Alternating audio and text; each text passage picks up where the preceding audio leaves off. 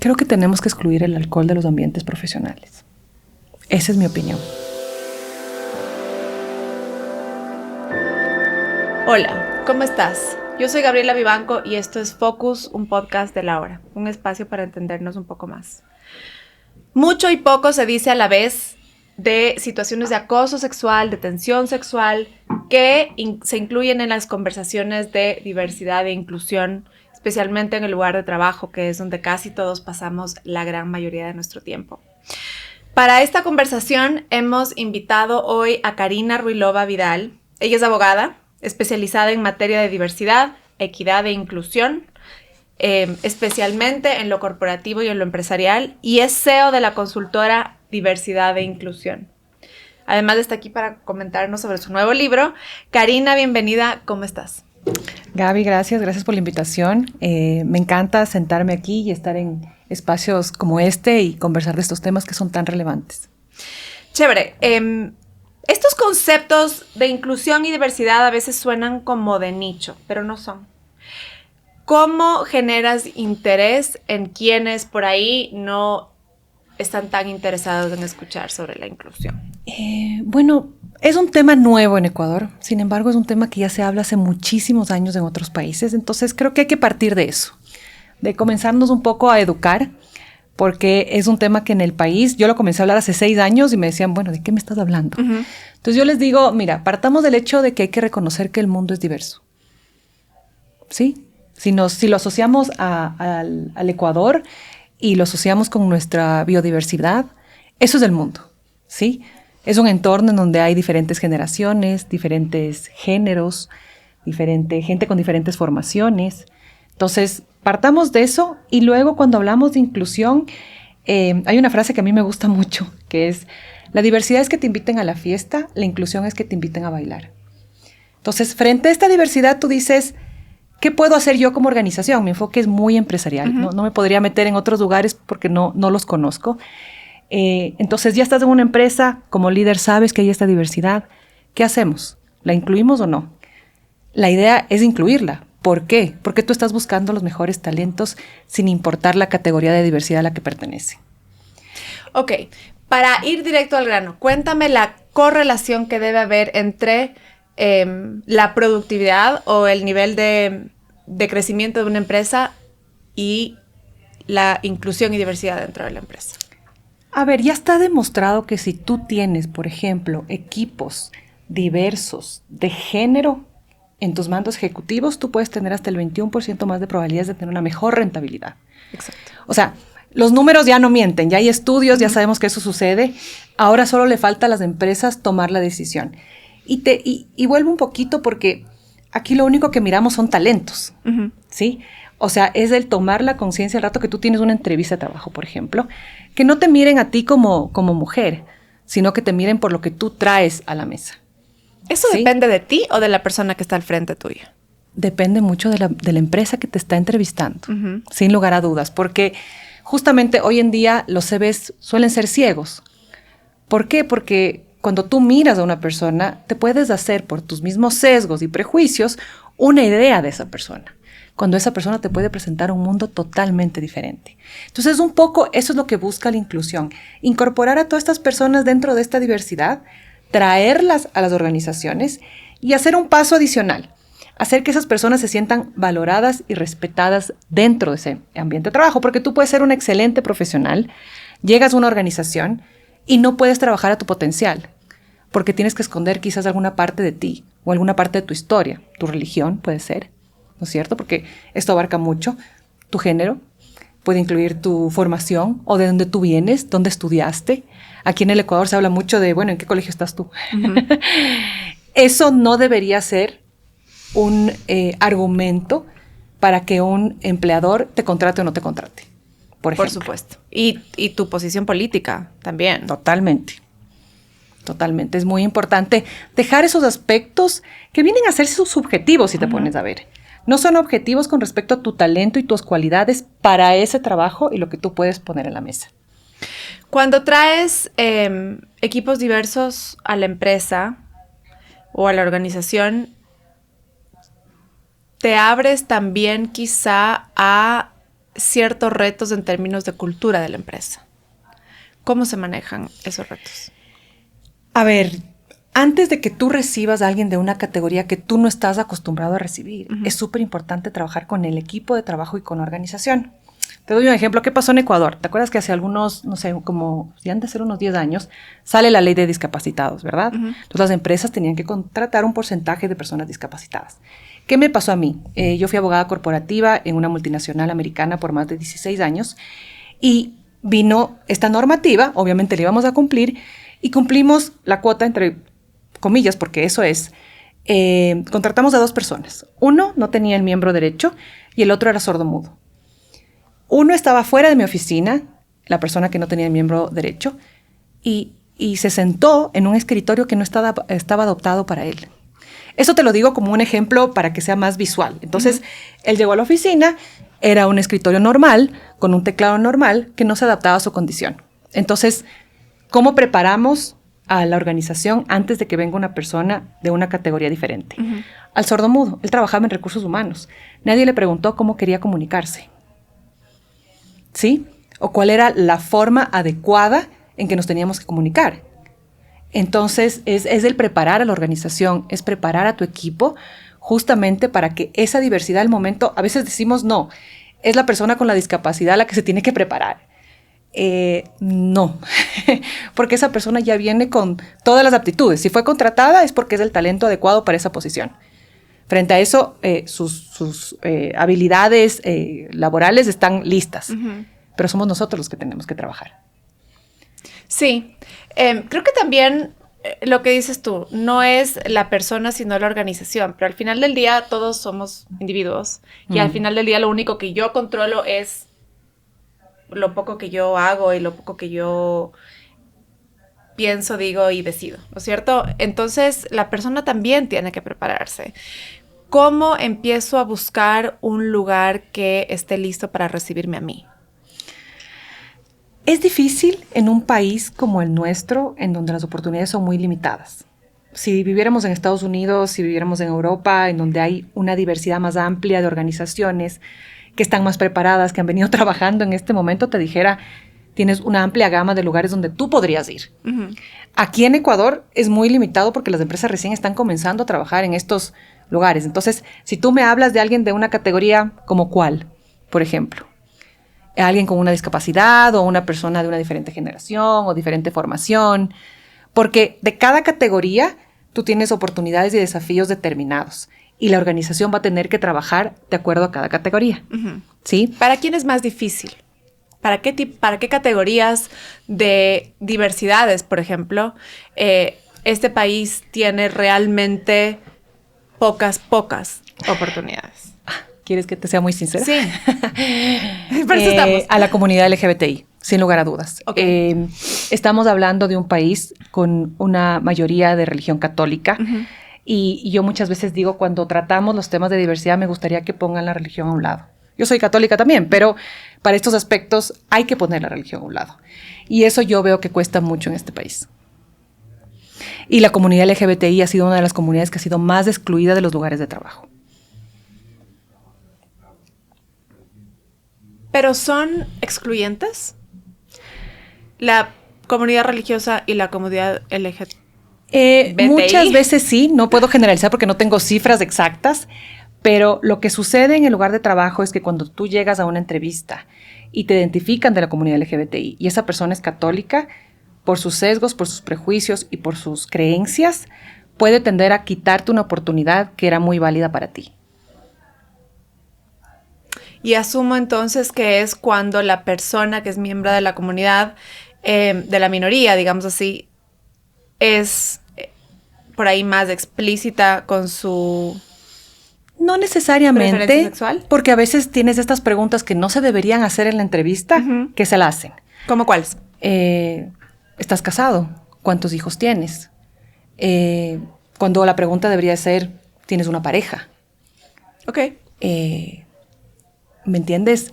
Hay una línea muy marcada en donde quiero saber de ti a estás hablando de temas personales que quizás yo no estoy dispuesto a contarte y que no debería contarte. Para que veas una idea, lo grave que se ha generado este tema de la comunidad LGBTI a nivel mundial, que ya tiene un nombre. Ajá. Has visto que para que nosotros nos demos cuenta que hay una problemática, le damos un nombre y como que visualizamos. Ya. Acoso.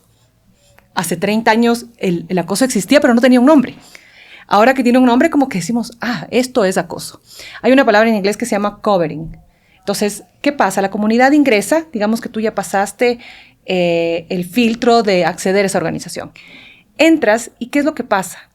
Que como la mayoría de tu entorno son personas heterosexuales, que tienen un esposo y que tienen una familia, ¿qué es lo que tú haces? Tú escondes tu identidad, ¿sí? Escondes que tienes una pareja que es de tu mismo sexo y seguramente no les cuentas lo que hiciste el fin de semana, porque ¿qué es lo típico? Llegas a la oficina, te tomas el cafecito el lunes y cuentas qué hiciste, ¿no? Entonces, muchas de las personas de la comunidad LGBTI esconden y viven una doble vida. ¿Qué es lo que se ha demostrado a través de los estudios?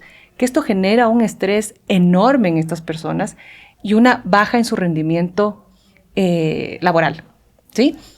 Entonces, es una comunidad que yo creo que tiene mucha dificultad en el acceso, porque en este país todavía realizamos ciertas encuestas, ciertas preguntas que son totalmente inapropiadas. Y una vez que están adentro, como muchas veces, muchos equipos, muchos líderes no han trabajado en estos sesgos y en estos prejuicios, no le dan a la oportunidad a esta persona para que pueda desarrollarse al máximo. Ok, hay dos cosas que quiero un poco es mucha información al respecto de lo que comentas. Las preguntas. ¿Tú crees que no se debe preguntar, por ejemplo, ¿tienes hijos? ¿O no está mal la pregunta? El tema es cómo reacciona la persona o la organización al respecto de la información que recibe. Porque no es lo mismo. O sea, lo que yo estoy entendiendo es que tú me dices, es incorrecto preguntarle a la persona, ¿tienes hijos? Ahora, no solo las personas heterosexuales tienen hijos, ¿no? Quizá sí es una pregunta que le da al entrevistador o al futuro empleador una idea sobre quizá, no sé si equivocada o correcta, pero sobre el nivel de compromiso, por ejemplo, que la persona podría tener en circunstancias de tenemos una emergencia, yo diría periodística, pero de cualquier tipo y necesitamos poner el cuerpo el fin de semana. O es un trabajo que requiere turnos en horarios extraordinarios, por ejemplo. Implica muchísimo en el tema de la mujer, a veces el tema de los hijos, de qué tanta flexibilidad vas a necesitar tú para atender las necesidades de tus hijos cuando se enferman o cuando el gobierno decide cada 3 semanas cancelar clases y tú tienes que ir a atender a tus hijos chiquitos para que no se queden solos en casa. ¿La pregunta es incorrecta? A ver, yo no creo que hay preguntas correctas o incorrectas, hay apropiadas e inapropiadas en el sentido cuando hay una entrevista. Tú como entrevistador tienes que hacer aquellas preguntas que están ligadas con tu puesto de trabajo. Ajá. Si esa persona aplicó a ese puesto de trabajo y tú hiciste una descripción adecuada de ese puesto de trabajo, esa persona conoce lo que tiene que hacer. Es decir, que si tú sabes que ese puesto requiere eventualmente de trabajos fines de semana, debes decirlo como empleador tú. Okay. No tienes que esperar que la persona lo entienda o que su situación en cierta forma le permita acceder o no. Entonces, parte de una descripción adecuada del puesto de trabajo. Esa persona, si ya está en la entrevista, es porque lo leyó y porque está de acuerdo con esas condiciones. Ahora en la entrevista lo que entramos a discutir y a conversar es si tiene las habilidades blandas y duras para ese trabajo. No entramos a ver temas de disponibilidad, porque eso ya está en tu descripción y por eso esa persona está en esa entrevista. Entonces, yo creo que es innecesario esas preguntas. Porque yo puedo ser una mujer con hijos, pero que tengo ayuda. Entonces, al ver esa descripción, yo ya supe que tengo disponibilidad y ayuda de por medio. Por lo tanto, estoy ahí en la entrevista. Pero en la práctica, yo creo que lo que tú me estás comentando es que también asume transparencia de la persona que está aplicando el trabajo. Y eso no siempre se da. ¿O sí? A ver, yo como hago la pregunta, tienes dependientes a tu cargo. Ok. Ajá, ¿ves la diferencia? Porque hijos asumes que tú tienes una estructura de pareja de diferente sexo con hijos. No necesariamente. En su gran mayoría, claro. Sí, claro, pero yo creo que la pregunta más adecuada es si tienes dependientes. Porque acuérdate que tú puedes tener, así como puedes tener niños a tu cargo, y eso es la diversidad, es lo que te permite un poco como que ampliarte, puedes tener gente de la tercera edad a tu cargo. Totalmente. O un tío enfermo o una tía enferma que requiera también de tu cuidado. Entonces, yo personalmente me gusta más la pregunta de si tienes dependientes a tu cargo. Ok. Es la forma de hacer las preguntas también. Entonces, sí, el tema de preguntar por dependientes y no por hijos. El tema de preguntar por pareja y no por... Esposo o esposa. Ajá. ¿Qué más? ¿Qué otras sutilezas quizá tenemos que... En general, como para empezar a cambiar el chip? ¿Vas a tener hijos? ¿Quieres tener hijos? Eso se le hace mucho a las mujeres jóvenes en etapa reproductiva. A mí cuando me hicieron esa pregunta por primera vez, en mi primer trabajo yo tenía 18 años. No tenía idea si quería tener hijos o no, ¿me entiendes? Es como que una pregunta que quizás tú no te la puedas responder en ese momento. Quizás te genere incomodidad también decirlo, porque pueden haber mujeres que tengan mucho tiempo tratando de tener bebés y que no lo logren. Entonces también es una pregunta que te pone en una situación un poco incómoda, ¿no? Uh-huh.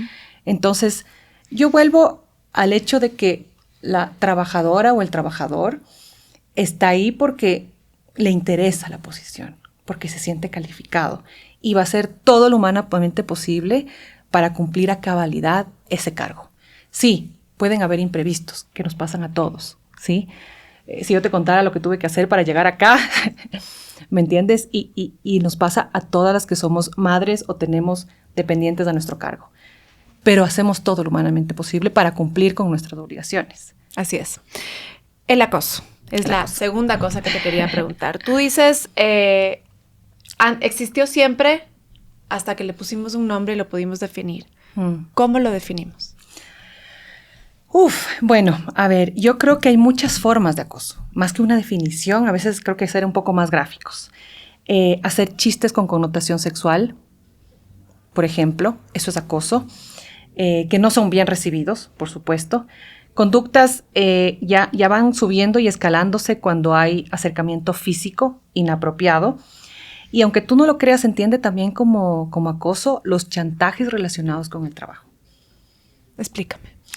Te voy a contar una historia. Yo tengo una chica muy cercana, ella se llama Michelle, es joven, comenzó su mundo laboral hace poco, entró a una oficina que le llamó mucho la atención porque decía 0 tolerancia a la discriminación y al acoso. Entonces ella dijo, no, este es el lugar para mí, me siento empoderada, estoy feliz. ¿Qué es lo que pasó? Ella entró, tenía un jefe que hablaba mal de sus compañeros y ella como que le puso un pare. Le dije, mira, no me siento cómoda con que tú hables mal de mis compañeros. ¿Y qué es lo que hizo él en represalia? Comenzó a atacarla a ella, ¿sí? Lo que te voy a contar, cuando ella me contaba, me costaba digerirlo, porque yo soy 20 años mayor a ella y viví en una cultura corporativa donde todo lo que ella me contaba era normal. Entonces ella me decía, por ejemplo, me hace trabajar los fines de semana. Muchas veces me felicita y al mismo tiempo me regaña, ¿sí? Hace comentarios inapropiados sobre mi apariencia. Todo lo que ella me iba contando, yo le decía, me pasó. Y cuando ella decide hablar, comentarle a sus compañeros le dicen, estoy de acuerdo contigo, a mí me pasa lo mismo con este jefe, vamos a recursos humanos y hablemos del tema. La respuesta de recursos humanos fue, sabes que tienes que armarte de carácter y seguir adelante. Pero el acoso continuaba y ella sentía que en cierta forma esto no iba mejor. Comenzó a buscar otro trabajo y luego se dio cuenta que se trataba de un acoso no sexual, porque no llegó al lado físico, como te digo. Habían chistes inapropiados, le chantajeaban con el trabajo, es decir, que le decían te quedas el fin de semana, ella sola trabajando, le asignaban responsabilidades que no le correspondían. Eso también es considerado acoso, dentro del concepto general. ¿Qué pasó? Ella luego necesitó ayuda psicológica, porque lo que pasa en estos procesos es que muchas veces tú sientes que tú estás mal. O sea, estoy exagerando, no, seguramente esto es normal. Y se dio cuenta que sí vivimos una cultura, muchas veces, de acoso, porque en su siguiente trabajo le pasó algo muy similar. ¿Ya? Entonces, yo creo que en esta historia lo que te puedo decir que a mí me impactó mucho es que quizás yo no tuve la empatía para entenderlo desde otros ojos, porque nosotros vivimos un entorno corporativo muy duro, en donde estos temas... Cuando dices nosotros... Yo, okay. yo, o sea, mi generación, Ajá. mi generación. Todo lo que Michelle me contaba, para mí era algo normal. Pero ahora si te pones a ver, no es normal. O sea, no es normal que te dejen a ti sola trabajando porque una persona está tomando represalias porque tú le hiciste un comentario. Entonces, yo creo que hay que comenzarlo a mirar con otros ojos, con unos ojos de mayor empatía, comenzando por ahí. Ser mucho más empáticos en que estas situaciones generan mucho malestar, porque imagínate, Michelle, ella tuvo que pedir una ayuda psicológica que le ayude a caminar en este proceso y que le permita a ella reconocer que ya no estaba haciendo nada malo, que estaba bien en que haya levantado la voz y que también estaba bien salir de esa organización, porque muchas veces cuando las organizaciones no comparten tus valores, no comparten tus principios, es muy difícil cambiarlas. Entonces... Casi imposible. Exacto. Entonces, ella tomó una decisión, a pesar de su corta edad, muy inteligente de buscar otro trabajo. Que es un lujo que no todo el mundo tiene. Así es. Hablas del tema generacional y creo que también es importante considerar, como decías tú, hay más conciencia, quizá son temas que se hablan más. La posición de la mujer y como dices tú, de otras, la mujer no es una minoría, pero la posición de la mujer y algunas minorías ha cambiado, son más visibles y obviamente hay un entendimiento más generalizado sobre igualdad de derechos, igualdad de oportunidades y otras tantos conceptos que se incluyen en este tema de la inclusión. Pero obviamente eso es algo nuevo. ¿Cómo se va limando las diferencias generacionales que se tiene? Porque no siempre, pero en muchos casos, las jerarquías de liderazgo de las empresas tienden a ser personas de mayor edad. Y entonces también son personas que crecieron con otra cultura. Y se da muchísimo. No solo con el tema de la mujer, pero siento que somos del 51% de la población, es lo más común. Evidente, sí. ¿Cómo ves que esto ha cambiado y qué se puede seguir haciendo para abordar esta conversación con una persona de otra generación que necesitamos que, o sea, por ahí yo como empleada necesito que mi jefe entienda que esto no está bien? ¿Se puede o mejor? Como colaborador es un poco difícil. Por eso yo siempre invito a las organizaciones a que comiencen a trabajar a través de consultoras. ¿Por qué? Porque el colaborador puede venir a decirte, pero tú eres una persona, me invento, de 70 años, que creciste en un tejido social en donde la estructura socioeconómica, la estructura de generaciones, de género, fue establecida de determinada forma. Con palabras no va a cambiar su opinión, ¿verdad? Los sesgos son muy complejos de trabajar y ese colaborador no va a estar en la capacidad de poder hacer que cambie su forma de ver las cosas. Por eso yo creo que, y siempre lo digo en este tema, el 70%, hay un estudio que te dice que el 70% de la inclusión en el lugar de trabajo, la percepción de los colaboradores, la del líder. Entonces, ¿con quién tenemos que comenzar a trabajar? Con los líderes de las organizaciones, justamente en esos sesgos y prejuicios, porque son ellos los que modulan esta inclusión y son ellos los que hacen que se transforme la organización. Entonces, ¿qué hacer? Yo creo que el líder tiene que comenzar a trabajar, reflexionar, replantearse su forma de liderazgo, eso es súper importante. Incluir este tema como parte de la estrategia del negocio, ya no como un nice to have o como una charla de sensibilización en el Día de la Mujer, sino como una estrategia con métricas, con un diagnóstico, que es lo que yo siempre digo, con métricas claras, en donde el líder también se pueda hacer responsable de esos resultados. Porque solo cuando tú comienzas a poner métricas de ciertos temas, di tú, por ejemplo, cómo estamos contratando, volviendo al tema de la contratación, si estamos siendo diversos, ¿sí? Si estamos incluyendo mujeres dentro de ese proceso. Entonces, todo eso no pasa orgánicamente. Todo eso hay que hacerlo con métricas y con objetivos claros. Pero para saber como organización dónde estás, necesitas un diagnóstico, porque muchas veces ya como líder que ha venido manejando la empresa de tus 10, 20, 30 años, ya se te hace difícil ver eso. Porque lo que yo escucho mucho es, venimos haciendo las cosas así y nos funciona bien. Pero siempre hay algo que se puede trabajar. Y es increíble lo que en los diagnósticos tú puedes llegar a ver.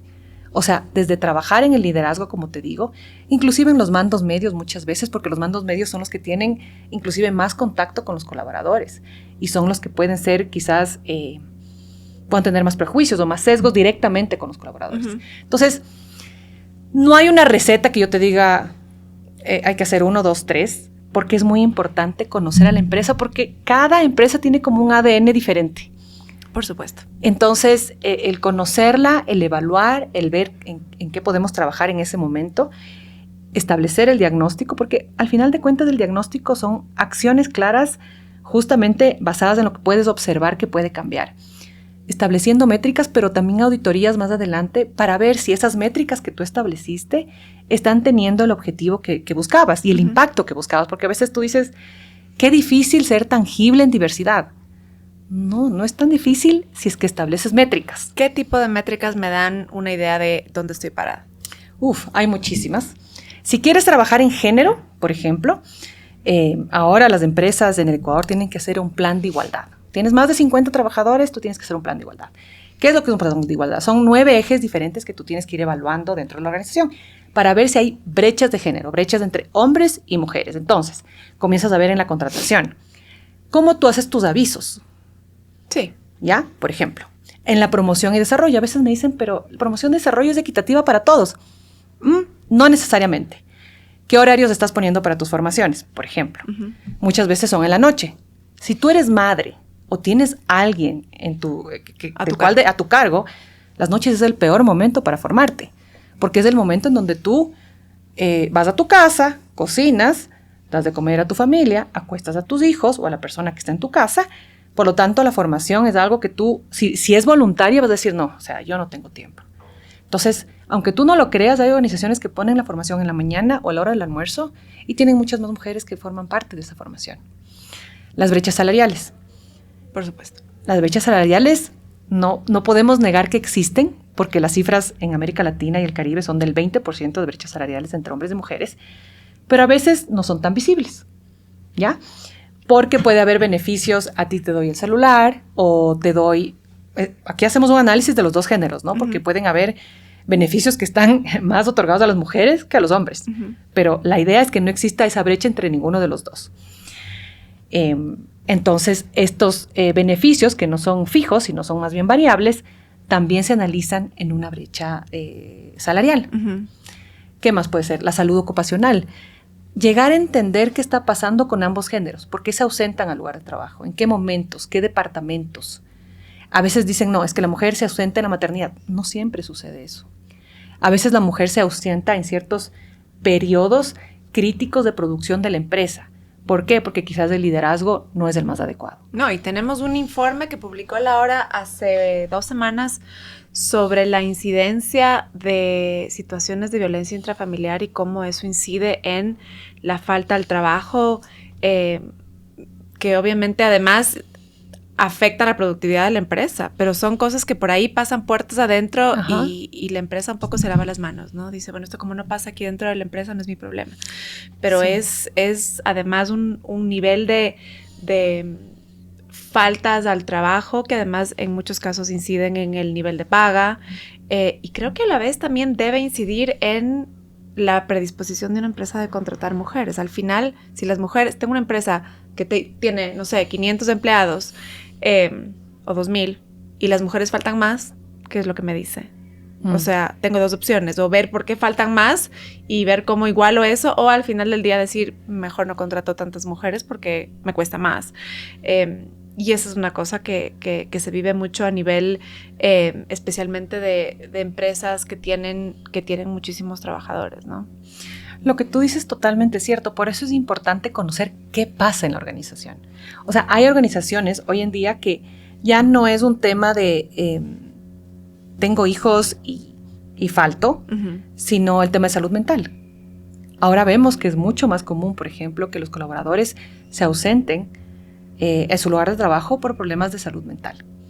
Entonces, son muchas problemáticas que se pueden dar en el tema de salud, que van más allá de la maternidad, que es indispensable identificar qué es para abordarlo. Sí.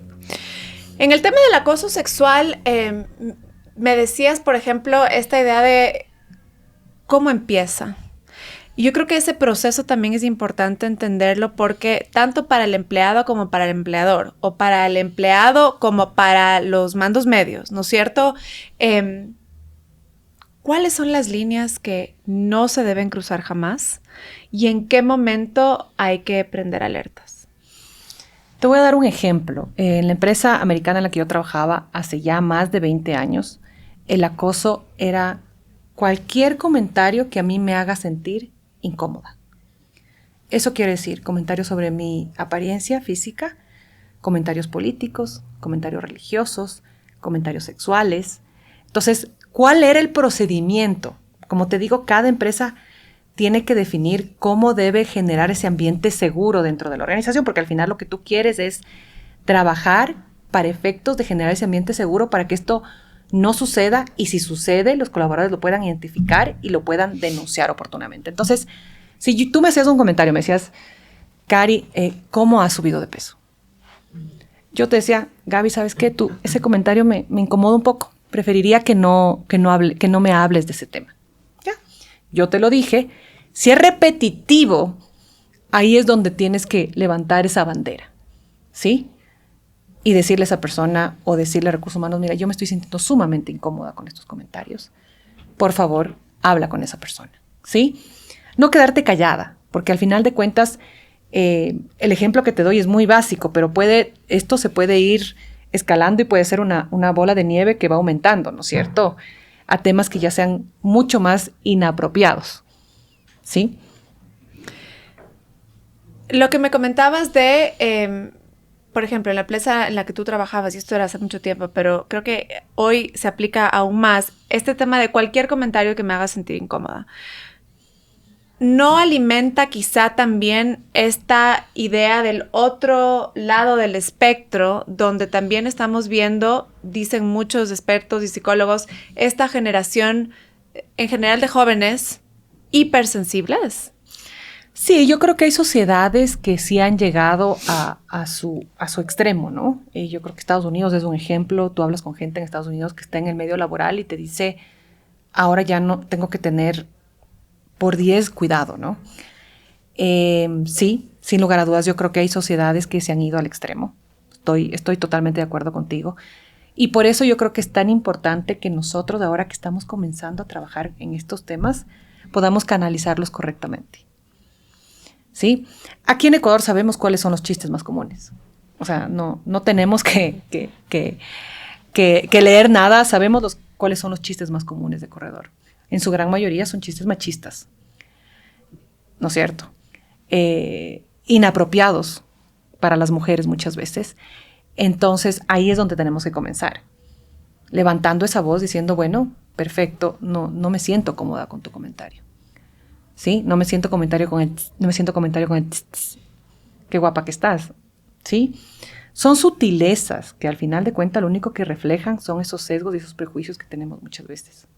Oigo mucho, especialmente de hombres mayores, de este tema de, pero si yo solo le estoy haciendo un piropo, no entiendo por qué se ofende. Explícales.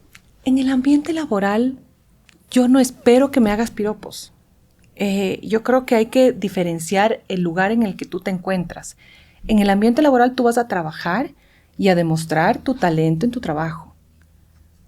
Entonces, ¿por qué los piropos? Son innecesarios, no están relacionados con la relación laboral que estamos teniendo tú y yo. Sí, un ambiente laboral no necesariamente es dentro de la empresa.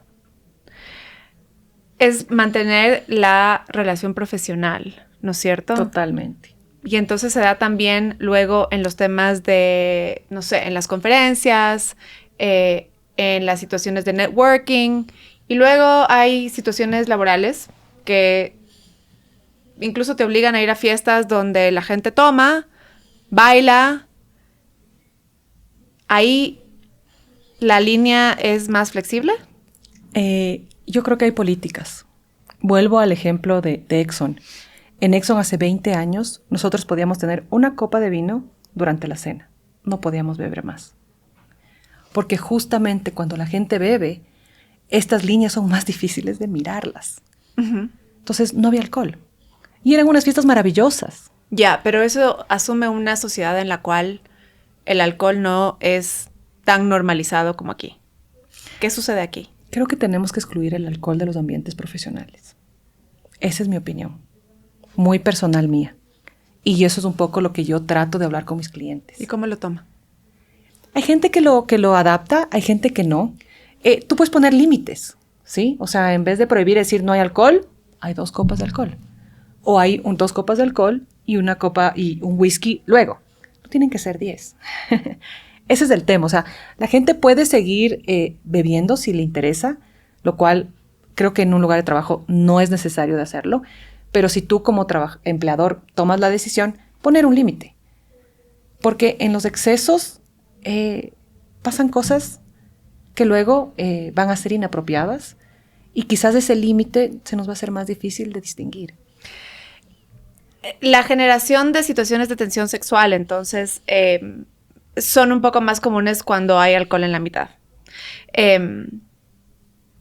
Y lo que me estás diciendo tú es la recomendación de limitar situaciones que vayan desarrollando en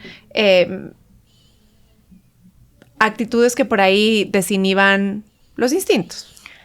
Yo creo que el acoso sexual no se da solo en estos aspectos. Creo que eso lo puede llegar a empeorar. Uh-huh. Pero tú tienes muchísimo acoso sexual sin que exista licor. Y te comparto una cifra que la tengo aquí. A nivel nacional, 20 de cada 100 mujeres en el país han experimentado algún tipo de violencia en el ámbito laboral a lo largo de su vida. 97% no denunció esta violencia psicológica, 97,2% no denunció la violencia sexual y el 88% no denunció la violencia física en el entorno laboral. Entonces, tienes una cifra enorme, sabemos que esto existe y creo que se está dando en muchas industrias, a muchos niveles y bajo muchas circunstancias. Creo que es importante verlo de esa manera. Por eso hay que trabajar en estos lugares seguros. Y yo creo que el alcohol también es una forma de trabajar en un espacio, en un lugar de trabajo que sea más seguro. Con esto quiero decir que el trabajador se sienta libre de ser quien es, de poder dar su opinión, de ser sí mismo, capacitar, porque justamente por el tejido social que pertenecemos todos, nuestra percepción de lo que es acoso puede ser muy diferente. Entonces es muy importante a los colaboradores con ejemplos indicarles qué es el acoso y cuál es el límite, ¿sí? Y decirles que es una empresa en donde hay 0 tolerancia al acoso. Eso es súper importante. Porque solo si comenzamos a generar esta cultura de 0 tolerancia es que estos porcentajes, que como puedes ver son enormes, van a comenzar a bajar. Otra cosa, es súper importante en la comunicación. Los colaboradores tienen que saber qué es acoso, pero también que lo pueden denunciar y que va a ser confidencial. Sí. Porque eso es lo que pasa. ¿Ves el porcentaje de denuncias de acoso? No tengo cuáles corresponden a que tú tuviste miedo de perder tu trabajo o de que te juzguen, pero estoy segura que un alto porcentaje fue por eso. Que tú no tuviste el valor de hacerlo porque tenías miedo a que te juzguen o de perder tu trabajo. O que el marido se entere. Exacto.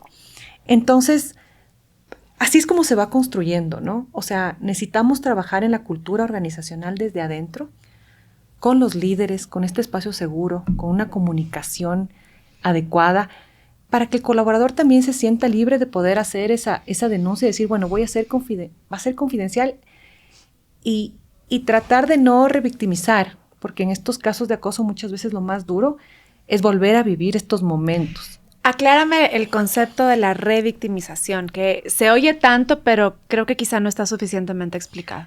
Como yo lo trabajo en las organizaciones, que es lo que yo conozco, es tú tienes ya la política establecida, la pruebas, ves que funciona, ves que es un ámbito confidencial. ¿Cómo manejamos la revictimización? A través de un psicólogo que nos acompaña en el proceso, que va a poder medir hasta qué punto tú vas a poder contarnos tu historia y ir de la mano con un apoyo psicológico. Porque a veces lo que más duele a estas víctimas es volverlo a contar. Entonces, para que no es que va a dejar de doler. Lo que estamos haciendo es tratando de manejarlo de la mejor manera con un psicólogo para que esto sea, es que no deja de ser doloroso, pero al menos tú lo puedas canalizar, lo puedas expresar de la forma adecuada, además que necesitan los órganos de Estado para poder sancionar a esa persona. A eso iba la siguiente pregunta.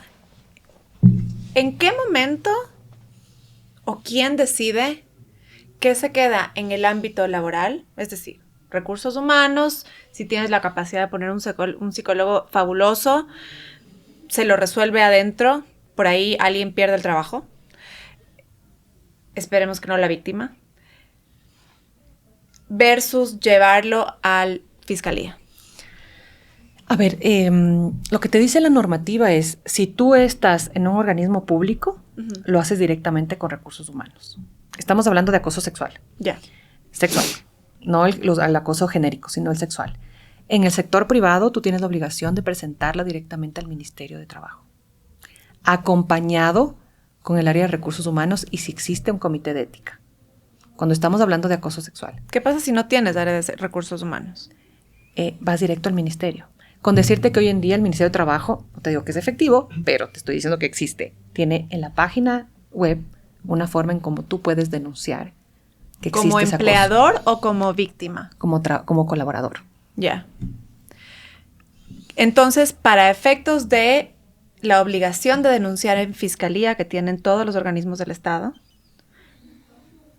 y la obligación de denunciar en el Ministerio de Trabajo que tendría todo colaborador del sector privado o empleador del sector privado, ¿cómo se define el acoso sexual? ¿O cómo se determina? Bueno, yo no manejo temas de acoso en fiscalía ni tampoco en el Ministerio de Trabajo, pero lo que te puedo decir es cuando existe un contacto físico que a la víctima le parece inapropiado y que limita, y de la cual la víctima ha dicho que no quiere, que no está de acuerdo, y muchas veces se ha sobrepasado por actos de poder, muchas veces, porque esto es lo que sucede.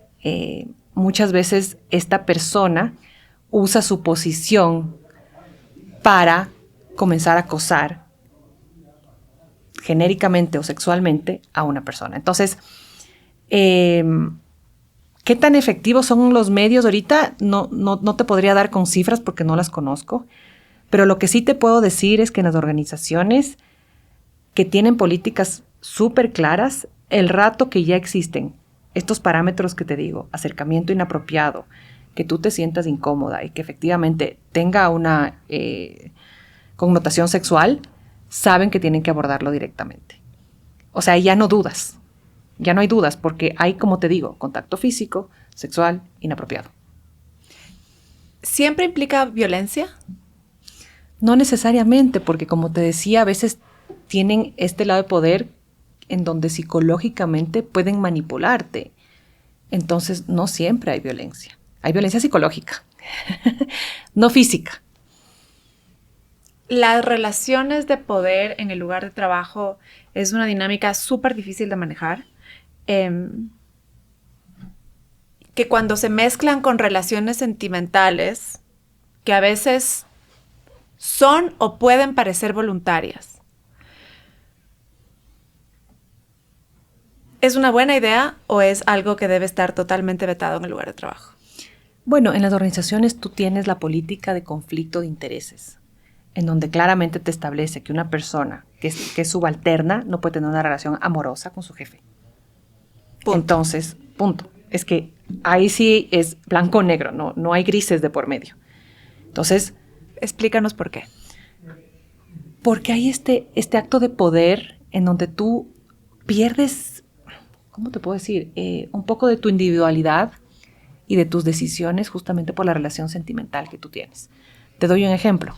En una organización donde yo trabajé, el LCM, que era el Lead Country Manager, se involucró con que era su como secretaria. El director gerente, país. El director del país, el Lead Country Manager, exacto. Se involucró con la secretaria. Él tuvo que reportar inmediatamente a Headquarters, a la matriz, que estaba involucrada con esa persona. ¿Qué es lo que hicieron? La trasladaron y la movieron a otra posición. ¿Ya? Entonces, no te digo que esto no pueda suceder, porque esto puede suceder y hay que ser realistas. Pero el rato que sucede, tienes que reportarlo inmediatamente porque esa relación no puede continuar. porque no son relaciones independientes y están ligadas ya no solo a un tema profesional, sino también personal. Y ahí es donde puede aparecer favoritismos, pueden haber circunstancias de uso de recursos de la organización para dos personas que están juntas. O sea, hay muchísimas consecuencias. Para evitar eso es mejor tratarlo como un conflicto de intereses y separar estas dos personas. Eso en una organización grande, multinacional, con un montón de recursos y un montón de políticas y protocolos. ¿Qué pasa en la práctica en las pequeñas y medianas empresas en el Ecuador? Yo creo que están trabajando cada vez más. O sea, en verdad, yo veo un cambio en los últimos años en verdad radical. Ya estos no son conceptos lejanos que son partes de las transnacionales. Cada vez las empresas medianas y pequeñas lo están incorporando y están siendo conscientes. Quizás con un procedimiento tan escrito, aprobado, pero sí con una política, con una guía que les establece un procedimiento. Y ahí es el tema del compliance. O sea, vamos a cumplir con las normativas y vamos a comenzar a acercarnos a cumplir con estas obligaciones que son fundamentales para nuestra organización. No solo porque es lo que la ley nos dice, sino porque eso hace que como empresas nosotros también podamos ser más sostenibles a largo plazo y podamos retener estos talentos, porque quizás este talento que está sido afectado por un acoso, al no haber tomado medidas, se vaya. No lo pudiste retener y era un talento maravilloso. Entonces, como empleador lo tienes que ver por muchos lados. Sí, la ley me obliga, pero también yo quiero retener ese talento, porque eso me genera un rendimiento financiero a largo plazo también. Entonces, son medidas importantes que yo veo que las empresas las están tomando cada vez más. En este proceso de ir incluyendo políticas, por ejemplo, sobre las relaciones sentimentales entre subalternos y jefes, sobre el consumo de alcohol, que por ahí alguien te puede decir, bueno, eso es mi problema. Eso está en mi ámbito personal, ¿no es cierto? Si la gente acostumbra a irse a tomar un trago después de la oficina, no sé, es mi problema y es mi tiempo personal. Viene también el tema de la vestimenta y creo que es particular porque topa el tema de la individualidad, el tema de mi expresión sobre cómo me quiero vestir porque es parte de mi libertad de expresión. El tema de cuando incluyes más mujeres, obviamente, en las empresas, y si es que son empresas que, por ejemplo, no tienen uniforme. Yo lo veo en los colegios. Y en los colegios que no tienen uniforme, y en verdad, digo, no entiendo cómo se permite, y ojo, yo no soy ninguna curuchupa, ni mucho menos, pero a mí me sorprende, siendo madre de familia, cómo se permiten los colegios en honor a la individualidad y a la libertad de expresión de cada ser humano, cada cosa, que a mí me parece que es una pésima idea. Ahora, son chicos que están acostumbrados a vestirse así en el colegio, van a la universidad y por poco peor, porque en verdad ahí me acuerdo que la gente hasta iba en pijama, incluso en mi época, y luego llegan al lugar de trabajo y piensan que la vida es igual. ¿Cómo manejas estas sensibilidades? Además, creo que en el tema de el feminismo y de yo me visto como quiera y uso mi escote como quiera, y la posibilidad de mantener situaciones de total profesionalismo en el lugar de trabajo, me parece que hay sensibilidades que son difíciles de manejar. Concuerdo contigo. A ver, yo creo que ahí lo importante es tener reglas claras desde el inicio. Uh-huh. Si tú eres una organización que no quieres que tus colaboradores usen escote, usen minifalda, plantéales. Pero no puedes cambiar la forma de ser de una persona cuando ya está dentro de la organización. Ok. Entonces, yo estoy en una entrevista contigo y te digo, mira, Gaby, en esta empresa no aceptamos escotes, no aceptamos faldas. ¿Estás de acuerdo? Sí. Si yo no te digo cuáles son las reglas de juego y tú entras y vienes con escote y tú me quieres restringir mi forma de vestirme, es diferente. ¿Sí? Y si te pones a ver, eso es un poco lo que debería pasar también en los colegios. ¿Cuáles son los estándares dentro de la vestimenta que son aceptados dentro de ese espacio? Tienes que delimitarlo.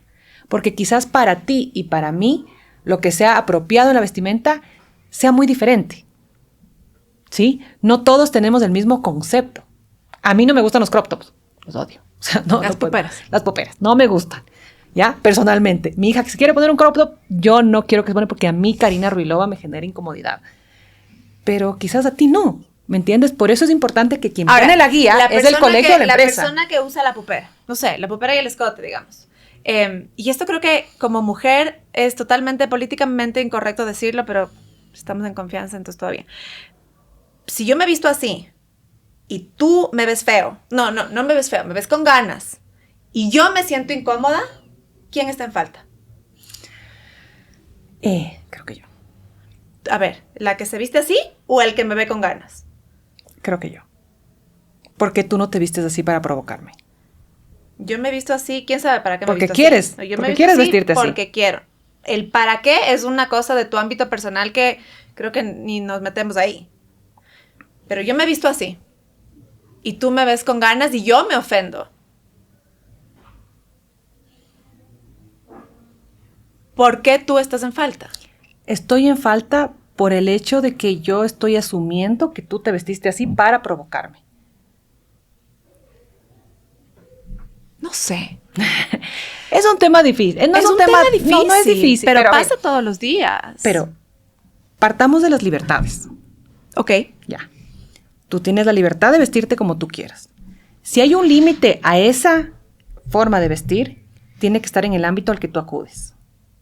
Bueno, el tema de ¿No es aprender a cierto? vestirnos de forma apropiada según el lugar donde estamos. Que es una norma que la estamos perdiendo, yo creo que en muchos aspectos de la sociedad. Es muy discutible, pero los espacios deben generar ese límite si lo quieren poner. Si no lo ponen, volvemos a la libertad. Tú deberías tener la libertad de vestirte como tú quieras si no existe ese límite. Sí. El decir, yo no me puedo poner un escote porque lo voy a provocar, es como darle las armas para que esa persona se te acerque y te haga una insinuación simplemente porque tú estás puesto un escote. A ver, yo me pongo el escote y soy muy atractiva, digamos. El otro me ve con ganas. Yo también creo que tengo que asumir que tengo que entender el ambiente en el que yo vivo, que es una situación, no sé, voy a una situación donde el 49-50% de la gente son hombres. Es más, en muchos aspectos laborales, yo voy a situaciones donde el 90% son hombres, si no son el 95%, ¿no es cierto? Y cada hombre está en su libertad de ver lo que quiere, porque al final del día también tiene su espacio de veo algo atractivo o apetitoso y pues se me va el ojo. ¿Por qué me ofendo? Te ofende seguramente en este contexto porque tú no le expresaste tu interés. Okay. Y ahí es donde está el otro lado.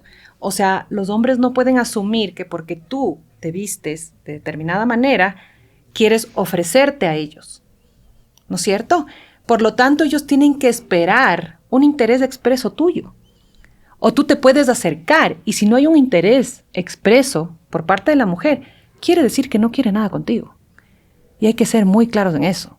No es no.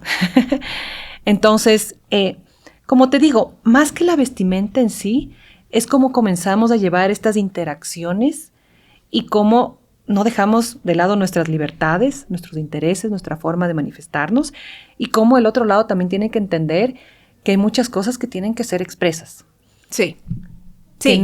Que no pueden ser leídas. Como hablábamos, muchas veces te puedo leer de una manera y puedo estar totalmente equivocada. Por eso tenemos que ser muy explícitos en estos momentos. No, y el que consentimiento es explícito y punto. Así es. Me encanta lo que dices. Quisiera que nos cuentes sobre tu libro. Ya. Bueno. ¿Es tu primer libro? Es mi primer libro. Y no sé si voy a escribir otro. Porque ¿Cuánto en verdad tiempo te tomó escribir el libro? 2 años. 1 año la planificación y un año la escritura. Entonces, 2 años. A ver, este libro tiene una conexión por varios lados. Yo de pequeña fui criada en una casa con 3 hermanos y un papá marino. Entonces, para mí la diferencia de género fue evidente. Y evidente, quizás a veces me dicen, pero ¿por qué cuentas esta historia? Porque es real. Me daban mucha atención, me daban mucho cuidado. Pero también cuando me tenían que llamar la atención, eran mucho más ligeros conmigo. Entonces, esto solo refuerza la fragilidad que mis padres veían en mí al ser mujer. Porque mi trato nunca fue equitativo como mis hermanos. Entonces, cuando yo me doy cuenta de esto, les digo, bueno, pero yo necesito un trato justo. Y comienzo a demandar un trato igualitario con mis papás dentro de casa.